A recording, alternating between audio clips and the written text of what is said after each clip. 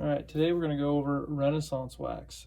This is a favorite product of mine. I mean, I use it on all of my personal guns, um, to include new and used ones. This Renaissance wax does three things. It cleans the wood, it enhances it, so it brings out that color and figure, and then it protects it. And it does a really good job of all three of those. It's really easy to apply, and I'm going to show you how I do it. This is my Browning Sweet 16. I carried it all upland season. Got a bunch of Sharpies and sage hens with it. Every year after a season or before, depending on what time. Right now it's April and I'm just getting to it, but yeah, I apply a little bit of this wax and it gives me a protection, protects it from scratches, any kind of moisture getting in there, or if it dries out too much, protects it from that. So I've had this can for 5 years, and you can see where I'm at with it. I'm about halfway down with it. It goes a long way. So I use a lint-free cloth, and you just want to apply a real thin layer onto the stock. I try not to get it in the checkering because it will kind of like gum it up a little bit, but you can if you want. Just I haven't found a good way to remove it from that.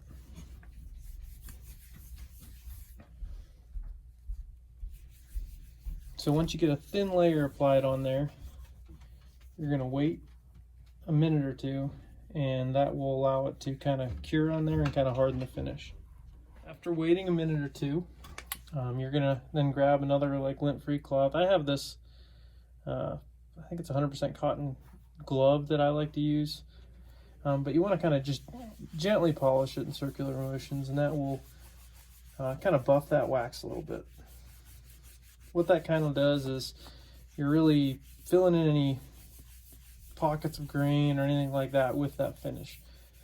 I've used this, as I mentioned previously, I use it on all my working guns as well as the guns that just sit in the safe for collectability.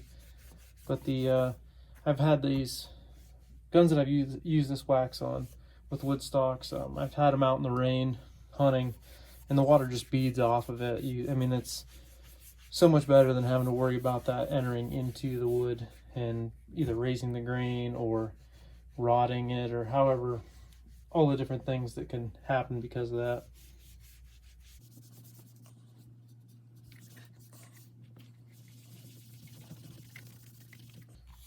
So you can see it adds a nice little sheen to it and kind of brings out some of that grain in the wood.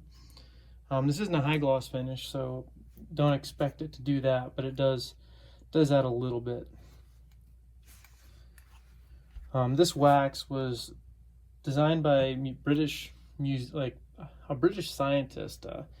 The museum in Great Britain actually hired him to invent something that would protect all the antique furniture and firearms, armor, everything they had in the museum from dust and debris and moisture. What he came up with was this semi-synthetic blend that has basically caught on since then. It's used in almost every museum across the world. It's great stuff. Another important thing to note about Renaissance wax is it is used all over the world for everything from wood, metal, ivory, all of that. So where that comes into play for firearms is you don't need to take it fully apart to apply this. If you get a little bit on the bluing, it's fine. It won't hurt the finish.